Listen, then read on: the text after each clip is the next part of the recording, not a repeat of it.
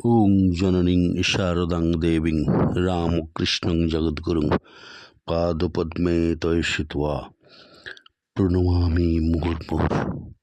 নমস্কার। আজ নিবেদিতার ভারত দর্শনের 280তম পর্ব। নিবেদিতা নিবেদিতা নিবেদিতা। সকলের মুখে আমার প্রতি একটা সুন্দর নামকরণ তৈরি করে দেওয়ার মতো আবেশ তৈরি হয়েছে। যেখানেই কোনো অনুষ্ঠান আলোচনার মধ্যে যায়, আঙুল দেখিয়ে বলা হয়, ওই তো উনি নিবেদিতা নিয়ে আলোচনা করেন, ওনার নিবেদিতার উপরে চর্চা। এইভাবে কেউ করে না। নিবেদিতাকে নিয়ে এইভাবে কেউ ভাবে না যেভাবে উনি আলোচনা করেন বা আমাদের সামনে তুলে ধরেন। কত অজানা তথ্য, সত্যি এখনো কত অজানা তথ্য রয়েছে যেগুলো আমি আহরণ করার জন্য নিবেদিতা তীর্থে, নিবেদিতা সাগরে আমি অক্লান্ত পরিশ্রম করে ক্লান্ত হয়ে পড়ি। মাঝে মধ্যে ভাবি আরও কত কত নিবেদিতার প্রতিভা লুকিয়ে রয়েছে, যেগুলোর সন্ধান এখনো আমি পাইনি। নিবেদিতা তার যে সুন্দর শিক্ষা ভাবনাটির দ্বারা ভারতীয়দের মোহিত করেছিলেন, স্বামীজি অন্তত তাকে চয়েস করতে ভুল করেননি। ভারতবর্ষের নারী শিক্ষার জন্য একজন ভারতীয় মানসিকতা এত সহজে তৈরি হয়ে যায়, আসলে তার বাবা মাই সে কাজটি করে রেখে গেছেন। তার জন্মের প্রাক্কালেই ঈশ্বরকে দোহাই দিয়ে তাকে পৃথিবীর আলো দেখাবার মুহূর্তে যেন স্মরণ করিয়ে দিয়েছিলেন, তুমি ভারতবর্ষের জন্যেই উৎসর্গীকৃত, ঈশ্বরের জন্য নয়। আসলে ঈশ্বর আর ভারতবর্ষ আলাদা বস্তু নয়। নিবেদিতার শিক্ষা এবং তার বহুমুখী কল্যাণী প্রতিভা বিচিত্র কর্মপথে সতত সঞ্চরণশীল হলেও মুখ্যত অগ্রসর হয়েছে শিশু শিক্ষা ও স্ত্রী শিক্ষাকে উপজীব্য করে। এদেশের কিন্ডারগার্টেন স্কুল থেকে শুরু করে মহিলা বিধবাদের সূচিশিল্প শিক্ষা এবং বয়স্ক মহিলাদের ঘরের বাইরে বার করে এনে একটা নতুন জগতের সন্ধান দিয়ে নিবেদিতা চিরস্মরণীয় হয়ে রয়ে গেছেন ভারতবর্ষের নারী শিক্ষাতে।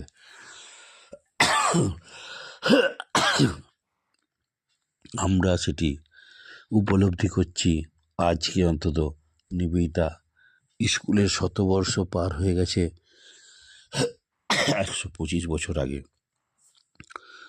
নিবেদিতা সেই স্কুল আজকে ভারতবর্ষের তথা বাংলার এক আদর্শ শিক্ষা কেন্দ্র রূপে মানুষের সামনে মাথা তুলে দাঁড়িয়েছে। তিনি ইংল্যান্ডে নিজের কর্মজীবন শুরু করেছিলেন শিক্ষিকা রূপে। সারা জীবন নিজে পরিচয় দিয়ে এসেছেন, আমি একজন শিক্ষিকা, এই বলে। আচার্য জগদীশচন্দ্র বসুর পত্নী, যার কাছে তার জীবনের অন্তিম কাল কেটেছিল, তার কোলে মাথা রেখে তার শরীরটি গিয়েছিল, সেই জগদীশচন্দ্র বসুর স্ত্রী অবলা বসুর লেখা থেকে জানতে পারা যায় শেষের দিনগুলোতে নিবেদিতা তার অভিব্যক্তিগুলো কিভাবে প্রকাশ করেছেন, সেই শিক্ষা কিভাবে দিতে হবে ভারতীয় মেয়েদের, তার ভারতীয় মেয়েদের শিক্ষা এবং সেই শিক্ষা কীরকম হবে সে বিষয়ে গভীরভাবে চিন্তা ও চর্চা করে গেছেন। নিবেদিতা শিক্ষা ও নারী শিক্ষা সংক্রান্ত প্রবন্ধগুলোই সংখ্যা কিন্তু নিতান্ত কম নয়। ভারতবর্ষে আসার আগে 1888 খ্রিস্টাব্দে মাত্র 21 বছর বয়সী নর্থ ওয়ালস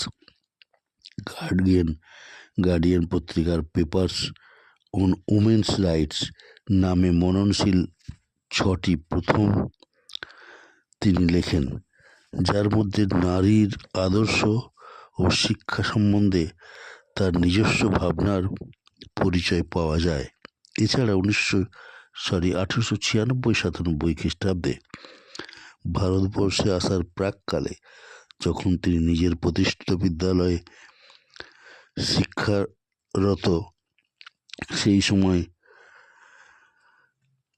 পেতসালস্কি ও ফ্রবেল প্রবর্তিত মনস্তাত্ত্বিক কিন্ডারগার্টেন শিক্ষা পদ্ধতি, যা নিউ এডুকেশন পদ্ধতি নামে পরিচিত ছিল, তার নিজস্ব প্রয়োগ নীতি বর্ণনা করে একটি সুন্দর প্রবন্ধ লেখেন। তার নাম teaching the 3 R's on modern principal. ভারতে আসার পর লিখিত শিক্ষা সংক্রান্ত কয়েকটি প্রবন্ধ হিন্টস অন এডুকেশন নাম নিয়ে প্রকাশিত হয়।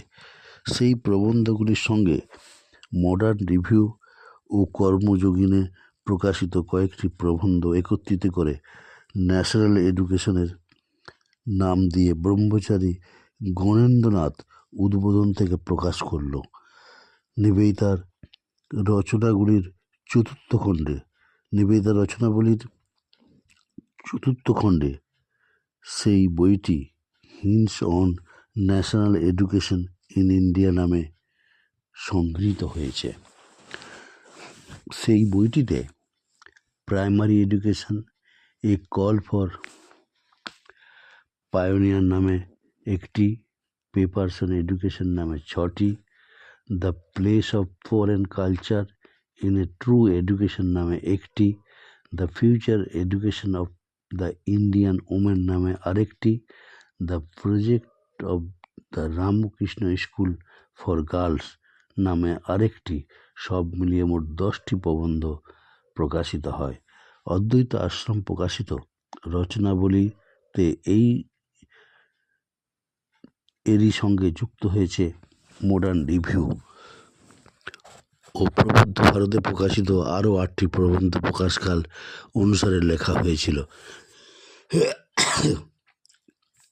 প্রত্যেকটি লেখা এছাড়া আমরা দেখব অকেশনাল নোটস নামে রচনাবলীতে স্থান পেয়েছে প্রবুদ্ধ ভারতে 1907, 8, 9, 10 খ্রিস্টাব্দে প্রকাশিত যথাক্রমে 4টি প্রবন্ধ, creative knowledge, from the concrete to the abstract, from the national to the international, and fitness of character.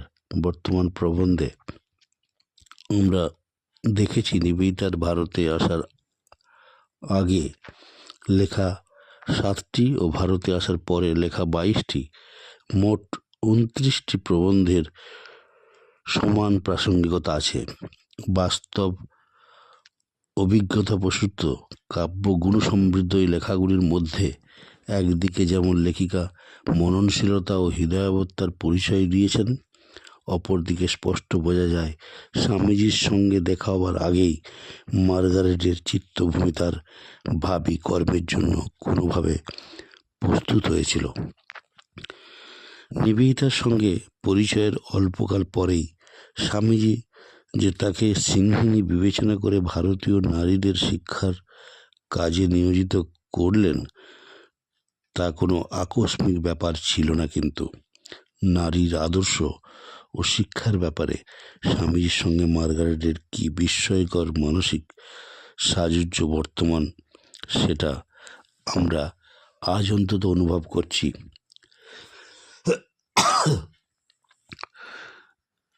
আসলে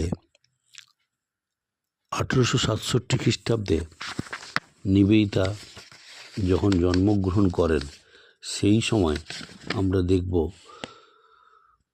তার জন্মের 1 বছর আগেই আমেরিকা ও ইউরোপের নবজাগৃতির সূত্রপাত ঘটেছিল। 1760 খ্রিস্টাব্দে ইংল্যান্ডের শিল্প বিপ্লবের ফলে আধুনিক যুগে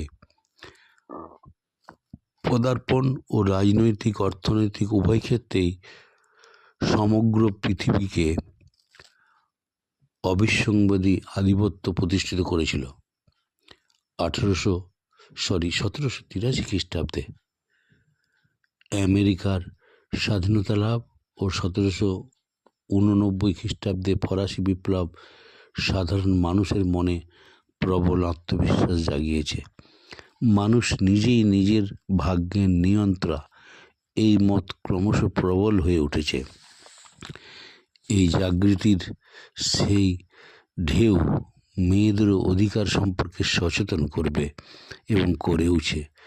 1793 খ্রিস্টাব্দে ব্রিটেনের নারীবাদী লেখিকা ওয়েলস্টেনক্রাফট নারীদের জন্য এই অধিকারের সম্প্রসারণ দাবি করেছেন। 19 শতকে ব্রিটেনে নারী ও পুরুষের একই প্রকার শিক্ষা প্রচলিত হওয়ায় অনেক শিক্ষিত নারী নিজের যোগ্যতায় বিভিন্ন কর্মক্ষেত্রে প্রতিষ্ঠিত হয়েছেন। মার্গারেটের নিজের জীবন একটি উল্লেখযোগ্য উদাহরণ হিসাবে তুলে ধরা যেতে পারে বা ভাবা যেতে পারে। 19বিংশ শতাব্দীর শেষ ভাগে বস্তুতপক্ষে মার্গারেটের বড় হয়ে ওঠার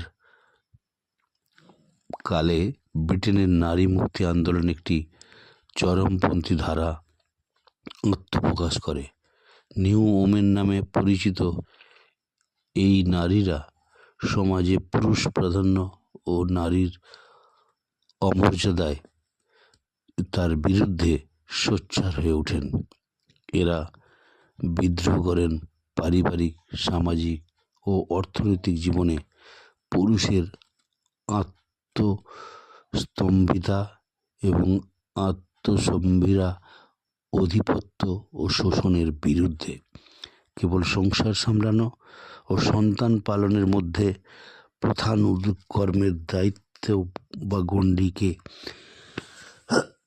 আবদ্ধ না থেকে মেয়েদের আসল নারী শক্তির জাগরণের ভাবনা চিন্তা তখনকার সমাজে খুব একটা প্রাধান্য কেউ দিতেন না। মার্গারেট তার নিজের যোগ্যতায় 19 শতকে যেভাবে নারীদের জন্য অধিকারের সম্প্রসারণ দাবি করা হয়েছে, 19 শতকের ব্রিটেনে নারী ও পুরুষদের একই প্রকার শিক্ষা প্রচলিত হওয়ার অনেক শিক্ষিত নারী নিজেদের যোগ্যতায় বিভিন্ন কর্মক্ষেত্রে প্রতিষ্ঠিত হয়েছেন। মার্গারেটের নিজের জীবনেও এটি একটি উল্লেখযোগ্য উদাহরণ হিসাবে তুলে যেতে পারে। 19বিংশ শতাব্দীর শেষ ভাগে যেটি বলছিলাম, বস্তুতপক্ষে মার্গারেট বড় হয়ে ওঠার বদলে ব্রিটেনের নারী মুক্তি আন্দোলনের একটি চরমপন্থী ধারা আত্মপ্রকাশ করে। নিউ ওমেন নামে পরিচিত এই নারীরা সমাজে পুরুষ প্রাধান্য ও নারীর অমর্যাদার বিরুদ্ধে সোচ্চার হয়ে ওঠেন। এই নারী তাদের নিজেদের দাবি, নিজেদের আত্মপ্রকাশ যেন ঘনীভূত হয়। প্রত্যেকটি নারী যখন তার পারিবারিক এবং সামাজিক অর্থনৈতিক জীবনে পুরুষদের সমানভাবে টেক্কা দেওয়ার মতো অবস্থায় পৌঁছায়, তারা মেয়েদের উপর একতরফাভাবে চাপিয়ে দেয়া ভিক্টোরিয়া যুগের নীতিবোধের অপসারণ দাবি করে, পুরুষদের মতো নৈতিক স্বাধীনতা দাবি করে নতুন জাগরণের বার্তা এনে দেয়। নারীবাদী আন্দোলনের পটভূমিকায় আপসহীন তেজস্বিনী নারী মার্গারেট তার লেখা 6টি প্রবন্ধ আশ্চর্য রকম মধ্যমন্ত্রী মনে হয়। এর কারণ খুঁজতে হবে মার্গারেটের পারিবারিক পরিমণ্ডল থেকে। পরাধীন আয়ারল্যান্ডের এক আদর্শবান ও উদার নৈতিক যাজক পরিবারে মার্গারেটের জন্মসূত্রে তীক্ষ্ণ ব্যক্তিত্ব সম্পন্ন, পরার্থপর ও স্নেহশীল মার্গারেটের পরিবারের কাছ থেকে পেয়েছেন ঈশ্বর বিশ্বাস, আদর্শ নিষ্ঠা, ঔদার্য ও স্বদেশ প্রেম। পিতার অকাল মৃত্যুর পরে জ্যেষ্ঠ সন্তান মার্গারেটের মধ্যে স্মৃতি স্ফুরিত হয়েছে পরিবারের প্রতি দায়িত্ববোধ। তার মন সর্বদাই সৃজনাত্মক, গঠনমূলক ও আদর্শ সুবক্তা। ছাত্রজীবন থেকেই তিনি সমাজ সচেতন ও সুলেখিকা রূপে পরিচিত হয়ে গেছেন। 1884 থেকে 1891 খ্রিস্টাব্দে পর্যন্ত তিনি বিভিন্ন বিদ্যালয়ে কর্মরত থেকেছেন। তখনই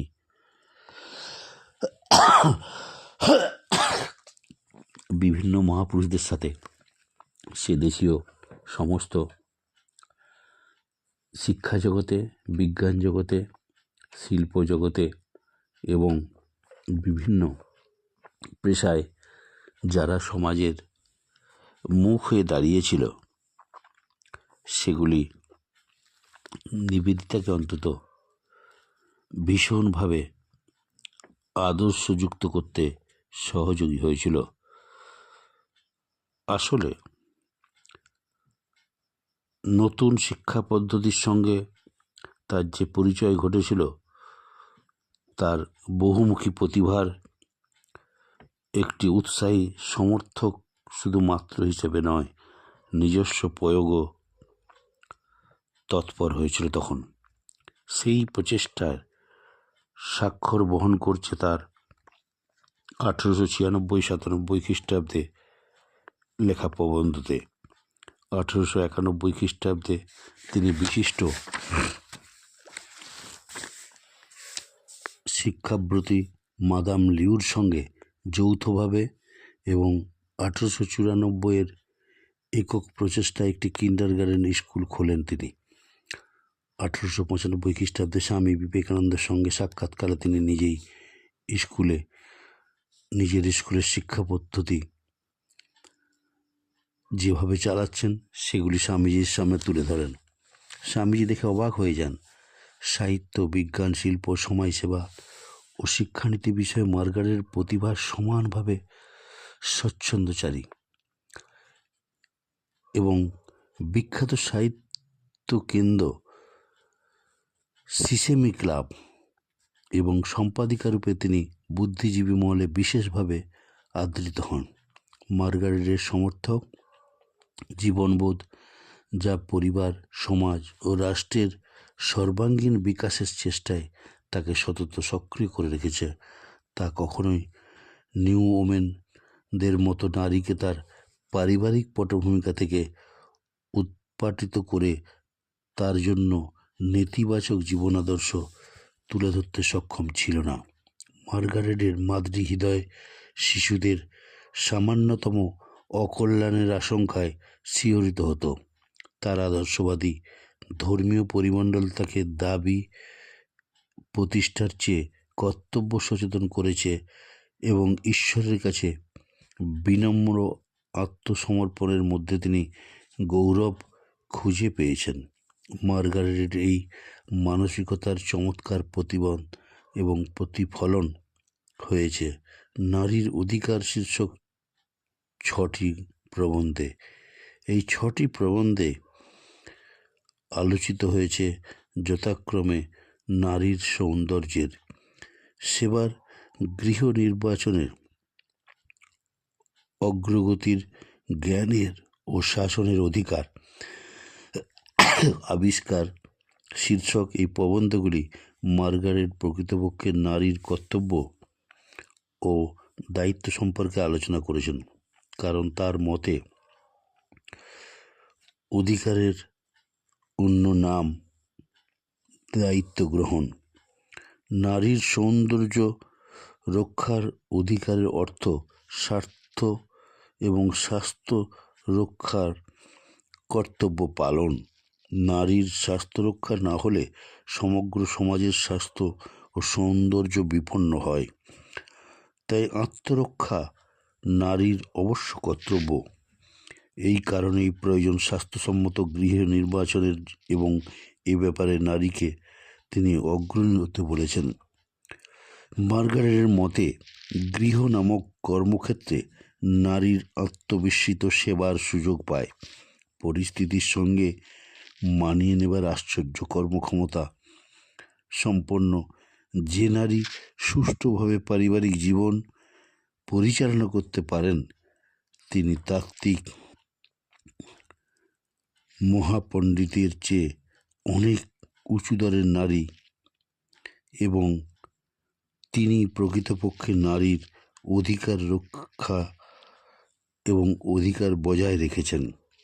অন্যান্য সাধারণ দৃষ্টিভঙ্গি দিয়ে কখনোই উত্তরকালে নিবেদিতার অড়াম্বর জীবনচর্চার মধ্যে শিষ্যী মায়ের চারিত্রিক মহিমা যেভাবে অনায়াসে অনুধাবন করতে পেরেছিলেন, কখনোই অন্যভাবে সেটি সম্ভব ছিল না। পুরুষদের সম্পর্কে মার্গারেটের বক্তব্য যেন স্বামীজির উক্তিরই প্রতিধ্বনি। স্বামীজি বলেছেন, নারীগণকে শিক্ষা দিয়ে ছেড়ে দাও, তারপর তারাই বলবে কোন জাতীয় সংস্কার তাদের পক্ষে উপযোগী বা আবশ্যক। তাদের সংশ্লিষ্ট ব্যাপারে কথা বলবার তোমরা পুরুষরা কে? পুরুষরা যখন উপলব্ধি করবেন মেয়েদের মন নামক পদার্থ আছে এবং যখন তারা শিক্ষার মাধ্যমে মেয়েদের কার্যক্ষমতার অবাধ সুযোগ দেবেন, তখন দেখবেন মেয়েরা কেমন সহজে নিজেদের কাজ নিজেরাই চালিয়ে নিয়ে যাচ্ছে। নারীর অগ্রগতির ইতিহাসে বিস্তৃতভাবে আলোচনা করে মার্গারেট দেখিয়েছেন 19 শতকের নারীর প্রগতিও জ্ঞান লাভের পক্ষে সম্পূর্ণ উপযুক্ত। মার্গারেটের আশ্চর্য সিদ্ধান্ত আদর্শ নারীর একাধারে দৃষ্টি, এই দুটো বৈশিষ্ট্যই থাকবে, একটি আত্মমর্যাদা ও অন্যটি আত্মবিলয়। উত্তরকালে নিবেদিতা শিষ্যী মায়ের মধ্যে এই দুর্লভ দুটি বৈশিষ্ট্য প্রত্যক্ষ করে বিস্ময়ে ও আনন্দে অভিভূত হয়েছিলেন। জ্ঞানের অধিকারে মার্গারেট বলেছেন, প্রতিভা নারী ও পুরুষের উভয়েরই আশ্রয় করে। প্রতিভাময়ীদের কথা বাদ দিলে সাধারণ নারীর জন্য সেই শিক্ষা প্রয়োজন যাতে সে লাভ করবে যুক্তিচালিত শৃঙ্খলাপূর্ণ নৈতিক জীবনবোধ, যাতে সে নিজ জীবনের গুরুত্বপূর্ণ সমস্যা নিজেই সমাধান করতে পারে। আমরা জানি স্বামীজিও বলেছেন, যে শিক্ষায় নিজের পায়ে দাঁড়াতে পারা যায় সেটি আসল শিক্ষা। নিউ ওমেনের দাবি নস্যাৎ করে এই প্রবন্ধে মার্গারেট নারীর নৈতিক নীতিবোধ ও ঈশ্বরের কাছে আত্মসমর্পণের দ্বারা সম্ভাব্য সকল প্রকার পাপের প্রতিরোধ করতে তিনি বলেছেন। শাসকের অধিকার প্রবন্ধে নিবেদিতা বলেছেন, বহির্জীবনে নারীর অধিকার অস্বীকার করা নয়, গৃহজীবনে অধিকার সংরক্ষণ করা বা দায়িত্ব সচেতন করা এই প্রবন্ধের উদ্দেশ্য। এই অধিকার সংরক্ষণ অর্থাৎ পারিবারিক দায়িত্ব পালন না করার থেকে নারীর বিবাহ করা উচিত। মার্গারেট আশা করেছিলেন, শিক্ষিত ও বিবেচক নারীর পারিবারিক ও সামাজিক প্রভাব এমন হতে হবে যাতে নিম্ন শ্রেণীর মানুষ উচ্চ শ্রেণীতে উন্নীত হতে পারে। লক্ষণীয়, স্বামীজিও নিম্ন শ্রেণীর মানুষের উন্নতির উপর জোর দিয়েছেন। 1895 খ্রিস্টাব্দে মার্গারেট স্বামীজির সংস্পর্শে আসেন। 1896 স্বামীজি তাকে ভারতীয় নারীদের কাজে সাহায্য করার আহ্বান জানান। এতদিন নিবেদিতার পারিবারিক, সামাজিক এবং রাষ্ট্রীয় পরিমণ্ডলের উপযোগী করে স্ত্রী শিক্ষার কথা ভেবেছিলেন। স্বামীজি তাকে অদ্বৈত চেতনার উপর অভিষিক্ত করার কথা ভাবলেন, যে চেতনায় মন্দির, বিদ্যালয়, ক্ষেতখামার কোনো প্রভেদ থাকবে না এবং ছিলও না, সর্বত্র বহুরূপে অবতীর্ণ একেরই উপাসনা এবং অদ্বৈতবাদীর পক্ষে সর্বাত্মবোধ এবং বিশ্বপ্রেমী একমাত্র কার্যে পবিত্র হওয়ার হেতু, কারণ প্রেমী আপন বোধে সকলের সেবায় রত হন। কাজী স্বামীজি ভাবোচ্ছ্বাস বর্জন করে আত্মানুভূতির চেষ্টা করতে বলেছিলেন নিবেদিতাকে। স্বামীজি চেয়েছিলেন তার মত অনুযায়ী যদি কোনো ইউরোপীয় ভারতের জন্য কাজ করেন, তা সম্পূর্ণ ভারতীয় প্রণালীতে ওই কাজ করবেন। নিবেদিতা হিন্দু নারীর শিক্ষার জন্য কাজ করবেন বলে তার প্রতি নির্দেশ ছিল। তোমার জীবন হবে ভেতরে বাইরে যথার্থ নিষ্ঠাবতী ব্রাহ্মণ ব্রহ্মচারিণীর মতো। এটি স্বামীজি তাকে ভালোভাবে বুঝিয়ে দিয়েছিলেন নয়, তাকে সেটিকেই আদর্শ করতে বলেছিলেন। এর সাধনের উপায় তুমি নিজে থেকেই জানতে পারবে যদি যথেষ্ট আগ্রহ থাকে। কিন্তু অতীত জীবনে তোমাকে একেবারে ভুলতে হবে এবং অপরের যাতে কোনো এই ভাবনাটি না আসে, অপরেও যাতে সে ভুলে যায় সেটাও দেখতে হবে। তার স্মৃতি পর্যন্ত ত্যাগ করতে হবে। এটি তিনি বুঝিয়ে দিয়েছিলেন স্বামীজি তাকে। যদি তাকে ভারতীয় নারীর শিক্ষা সংক্রান্ত কোনো সমস্যার সমাধান করতে হয়, তাহলে সর্বাগ্রে প্রাথমিক স্তরে শিক্ষাদান প্রণালীর অভিজ্ঞতা লাভ তার পক্ষে অপরিহার্য এবং এই কাজের জন্য অনস্বীকার্য যোগ্যতা হলো ছাত্রছাত্রীর দৃষ্টিতে জগৎ দেখা। ছাত্রছাত্রীর স্বাভাবিক ইচ্ছার প্রতিকূলে শিক্ষাদান হিতের পরিবর্তে বিপরীত হতে পারে। এটি নিবেদিতা অন্তত বুঝতে পেরেছিলেন। শ্রীরামকৃষ্ণ যেমন পূর্ণ শৃঙ্খলার সঙ্গে পূর্ণ স্বাধীনতা দিয়ে স্বামীজিকে তার নিজের কাজের উপযুক্ত করে গড়ে তুলেছিলেন, স্বামীজিও তেমনভাবে নিবেদিতাকে গড়ে তুললেন। স্বামীজি জানতেন আধুনিক ভারতে জাতীয়তা বোধ সম্পন্ন এবং প্রাচীন ভাবকে আধুনিক যুগের উপযোগী করে তোলা দুঃসাধ্য, কিন্তু যখন এটি করা যাবে তখনই জাতীয় শিক্ষার সূচনা হবে, তার আগে নয়। এই দুঃসাধ্য কর্মটি স্বামীজির কাছ থেকে নিবেদিতা দায় রূপে গ্রহণ করলেন। নিবেদিতা লিখলেন একটি জায়গাতে, স্বামীজির মতে যথার্থ স্বাধীনতা হলো পরোক্ষ, নীরব ও সাংগঠনিক। প্রথমে সমাজের প্রচলিত আদর্শগুলি নারীদের যথাযথভাবে গ্রহণ করতে হবে। তারপর যতই তারা অধিকতর গুণের অধিকারী হবেন, তখনই তার বেশি করে জাতীয় জীবনের নির্দেশ ও সুযোগগুলি উপলব্ধি করতে পারবেন এবং ওই নির্দেশ পালন ও সুযোগ গ্রহণের দ্বারা তার আরও অনেক বেশি ভারতীয় ভাবনাপন্ন হয়ে উঠবেন।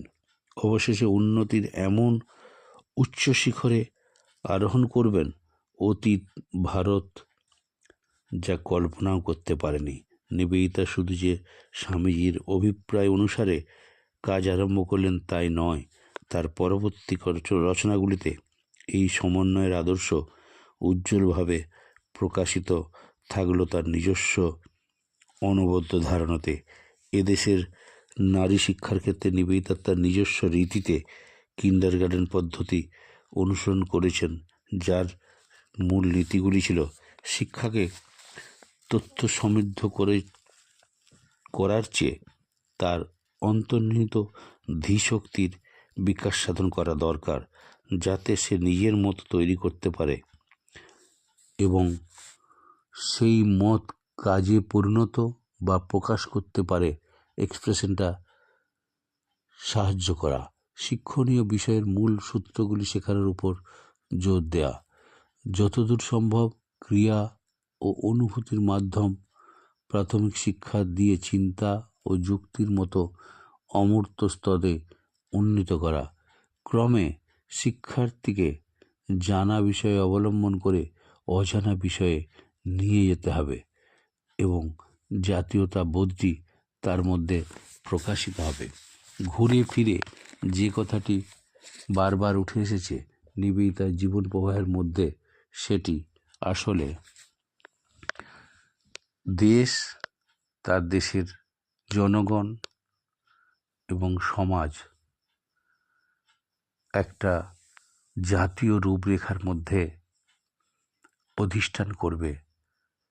দেশ ছাড়া জনগণ হয় না, জনগণ ছাড়া দেশ হয় না, এবং তার দেশাত্মবোধ তথা জাতীয়তাবোধ একটা ব্রিজ তৈরি করবে ওই জনগণের সাথে তথা দেশের মানুষের সাথে।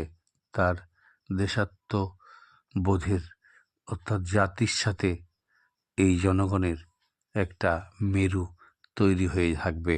সেখানে সেই মেরুতে অবস্থান করবে ভারতীয় শুধু নয়, পৃথিবীর সমস্ত দেশের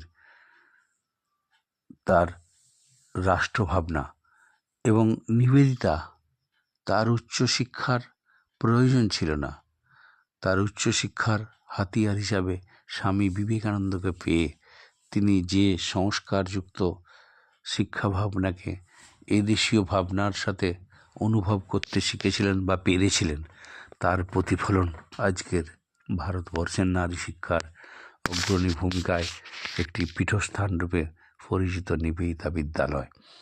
তাদের আচার আচরণ ছাত্রছাত্রীদের, শিক্ষিকাদের, ছাত্রীদের এবং শিক্ষিকাদের, তাদের জাতীয় ভাবনা, তাদের আদর্শ, তাদের আচরণ এবং দেশের জন্য, শিক্ষার জন্য, সাহিত্যের জন্য, শিল্পের জন্য, রাষ্ট্রীয় ভাবনার জন্য সমান প্রাসঙ্গিক হয়ে উঠছে তাদের আদর্শ শিক্ষা, যেটি নিবেদিতা বারবার তার স্কুলে তিনি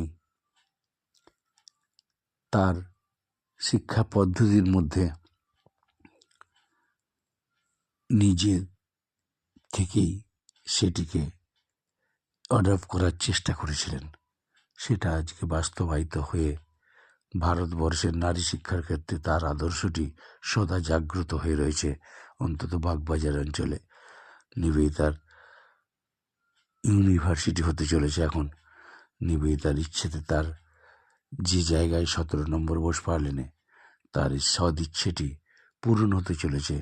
নিবেদিতা স্কুল তথা রামকৃষ্ণ সারদা মিশনের পক্ষ থেকে সেটিকে গুরুত্ব দিয়ে, নিবেদিতার ভাবনাকে গুরুত্ব দিয়ে সমাজের বুকে গড়ে উঠবে নিবেদিতার আদর্শ শিক্ষা চিন্তার এক পীঠস্থান, যেটি বাগবাজারে ঘটতে চলেছে। নিবেদিতার ভারত দর্শনে দিন দিন যেভাবে ভারতীয় ভাবনার সাথে নিবেদিতার আদর্শকে এক করে আমরা দেখার চেষ্টা করেছি বা তুলে ধরেছি বা পেয়েছি, সেক্ষেত্রে ভারতবর্ষেরই সনাতন আদর্শেরই আর একটা দিক যেন আমাদের সামনে ফুটে উঠছে। ঊনবিংশ শতাব্দী থেকে বিংশ শতাব্দী সবেমাত্র সেই আদর্শকে সামনে রেখেই এগোতে শুরু করেছে। ভাবিকালে ভারতবর্ষ এই নারীর কাছ থেকে যা এসেছিল, বিবেকানন্দ দ্বারা যেটি প্রদর্শিত হয়েছিল, তার জীবন প্রবাহকে আলোড়িত করেছিল, সেটি আসলে ভারতবর্ষের সনাতন নারী শিক্ষার উপযোগী। আজকে শুধু নারী শিক্ষার নয়, সামাজিক দিক দিয়ে জাতির ক্ষেত্রে এটাই যেন আদর্শ, পুরুষ বা নারীর ক্ষেত্রে সমান প্রাসঙ্গিক। নিবেদিতার ভারত দর্শনে আজকে নিবেদিতাকে ভারতবর্ষের জাতীয় আদর্শের শিক্ষার দিকের কিছুটা অংশ আপনাদের সামনে তুলে ধরে নিবেদিতার ভারত দর্শনের 280তম পর্ব শেষ করলাম। সকলে ভালো থাকবেন। ওং অসত উমা সদ্গময় তমস উমা জ্যোতির্গময়। ওং শান্তি শান্তি শান্তি। হরি ওম তৎসৎ।